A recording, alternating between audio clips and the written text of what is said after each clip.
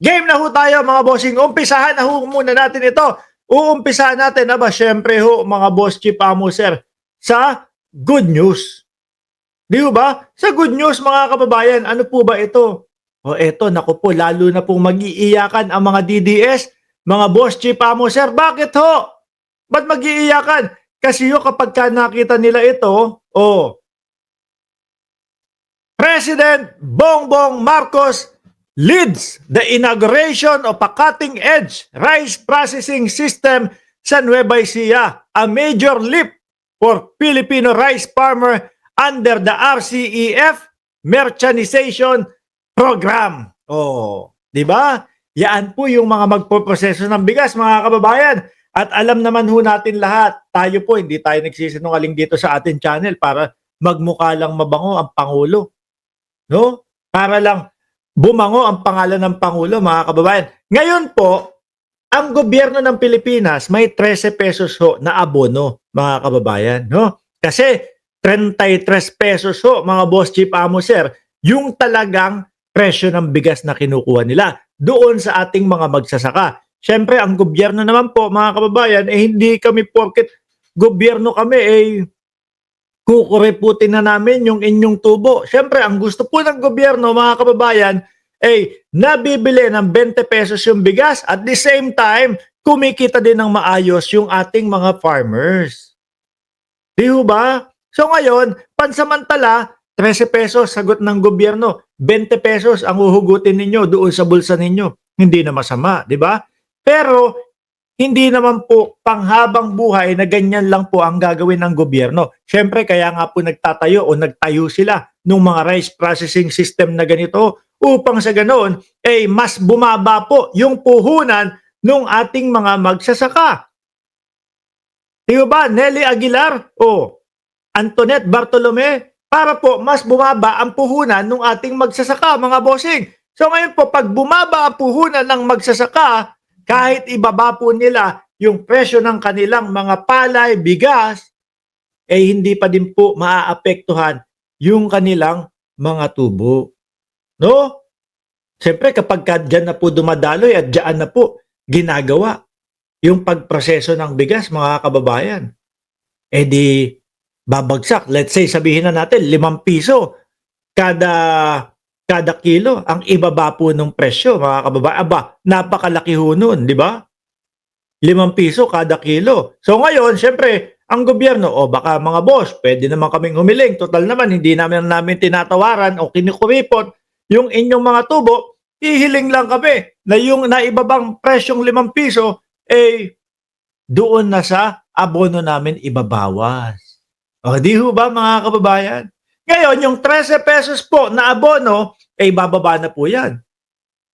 Magiging magkano na lang ho, mga bossing? Kung 5 piso ang nabawas, 8 na lang ang abono ng gobyerno hanggang sa mababa na po ang presyo ng bigas at hindi na po nag-aabono ang gobyerno ng Pilipinas. Sino po ba ang panalo dito, mga kababayan?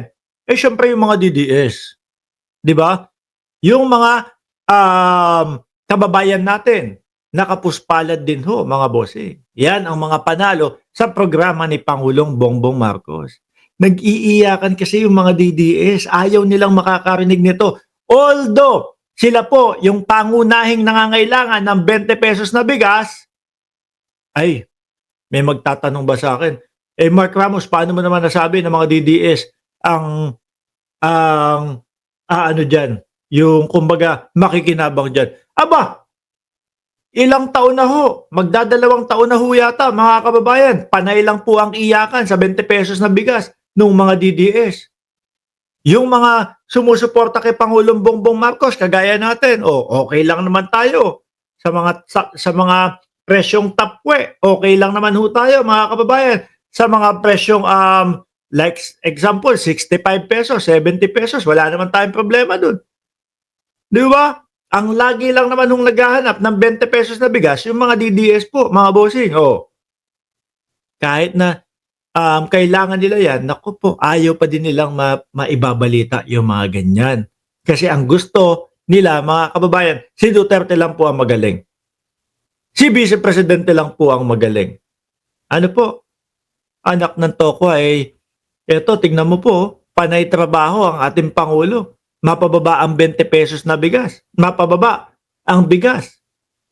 Tapos yung ating Vice Presidente na magaling po para sa mga DDS, ayun, labas-masok po ng bansa. At parang narinig ko, ayaw pang ipapaalam kung saan man siya pupunta.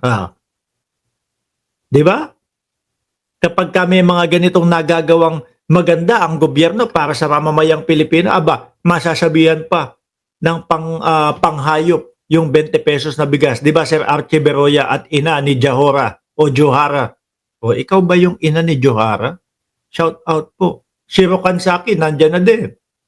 'Di ba? At si ano pa? Si Weng Watanabe nandiyan na din. Yan po ang mga ganyang balita, mga bossing. Kaso, yung mga DDS, wala silang mga maibalitang ganito. Wala silang mga ma-reactionan na ganito.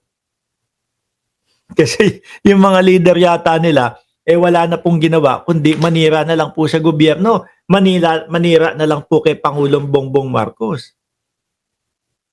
Di ba? Paano sila makakahanap o makakakita ng mga ganitong balita?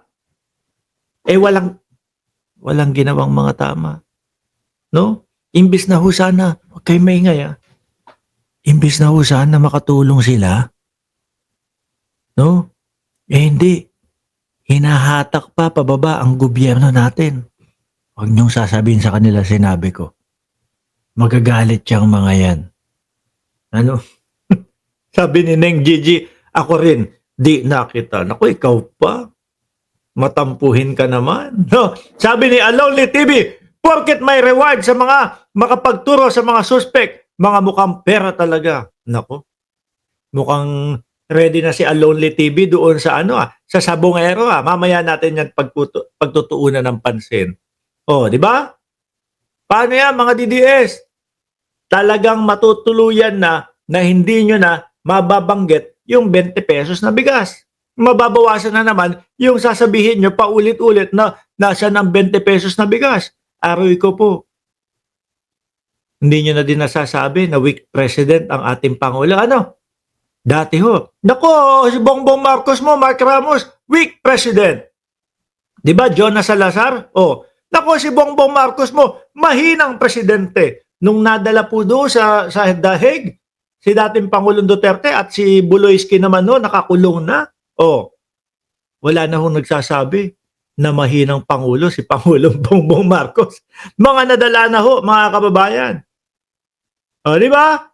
Mga nadala na. Sabi ni Inani Johara, farmer sa Nueva Ecija po, halos dumadaing kasi yung palay po ay 10 kilo na lang. Ang daming gastos po pero mura yung palay.